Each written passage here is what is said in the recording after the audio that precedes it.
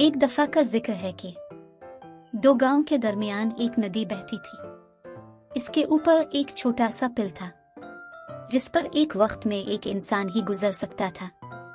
इस पुल के जरिए दोनों गांव के लोग एक दूसरे की तरफ आते जाते थे। एक दिन एक गाय चलते चलते इस नदी के पास आ निकली। इसको नदी के दूसरी तरफ घास नजर आए। इस घास को देखकर गाय के मुंह में पानी भर आया। इसने नदी पार करके इस घास को खाने का फैसला किया। जब वो गाय पुल के पास आई और उस पुल को पार करना चाहा, तो इसी वक्त दूसरी तरफ से घूमती हुई एक मगरूर बिक्री आ गई। बिक्री ने जब दूसरी तरफ गाय को देखा तो इसको बहुत गुस्सा आया। उसने गाय से कहा, सुनो मोटी, पहले इस पुल से मैं गुजरूंगी, तुम बाद में गुजरना। गाय को गुस्सा तो बहुत आया, मगर उसने फिर भी आराम से कहा, पहले मैं आई थी इसलिए पुल से पहले मैं गुजरूंगी।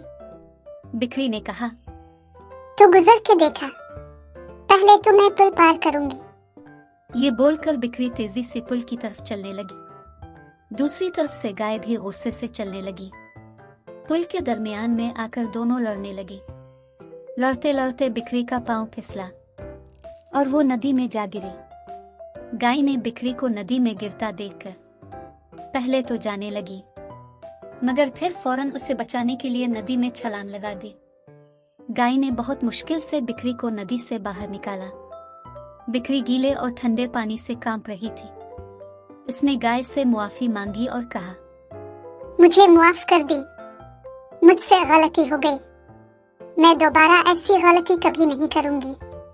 गाय ने बिक्री को शर्मिंदा देखकर मुआफ कर दिया और कहा, कोई बात नहीं बहना, गलती हर किसी से हो जाती है, मगर अच्छा वो होता है जिसको अपनी गलती का एहसास हो जाए।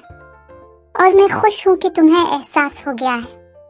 मैंने तुम्हें मुआफ कर दिया। आइंदा से हम दोनों दोस्त हैं और हम दोनों मिलकर हर मुश्किल से गुजरेंगे। इसके बाद गाय और बिक्री अच्छी दोस्त बन गई और हमेशा मिलकर हंसी खुशी रहने लगे।